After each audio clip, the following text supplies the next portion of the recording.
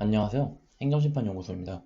오늘은 카페 글 중에 음주운전 면허 취소 관련된 글을 읽어드리겠습니다. 0.1% 이상의 알코올 농도가 적발됐어도 구제 가능할까? 라는 내용인데요. 최근 경찰청에 따르면 2025년 상반기 기준 혈중 알코올 농도 0.1% 이상으로 적발된 음주 건수가 전년 대비 12%가량 늘었다고 했습니다. 단속 기준이 강화되고 있음에도 숙취운전이나 반복 음주운전이 여전히 줄지 않고 있는데요. 0.1%를 넘게 되면 우선 행정심판이 안 되는 이유부터 알아야 합니다.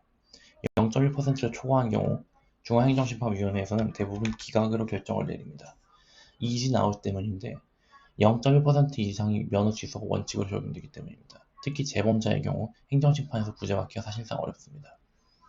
행정소송을 통해 법원의 판단을 받아야 하는 절차적 단계로 넘어가게 되는데, 즉 단순히 서류 제출하는 것이 끝나지 않고 변론을 통해 생계와 건강 등 개인의 사정을 입증해야 되는 보다 복잡한 과정이 필요합니다.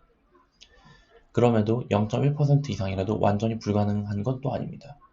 많은 분들이 0.1%가 너무 끝이다라고 오해하시지만 실제로 일부 예외적인 구제 사례가 존재하고 있고요.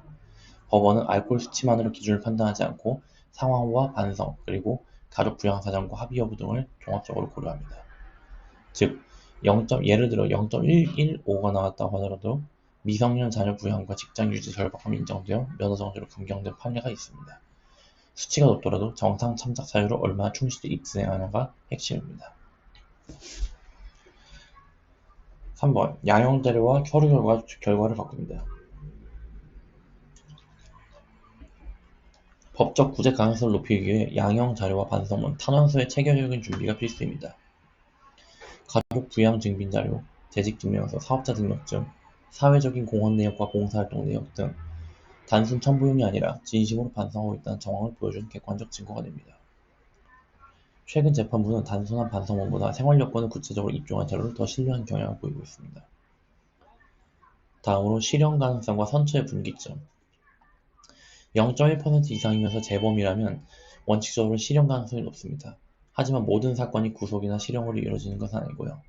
인명피해나 도주가 없는 단순 재범의 경우 진정성 있는 반성 태도가 입증되면 벌금형 혹은 집행유예로 선처됩니다. 이처럼 결과를 가르는 핵심은 자료의 신뢰성과 반성의 진정성입니다.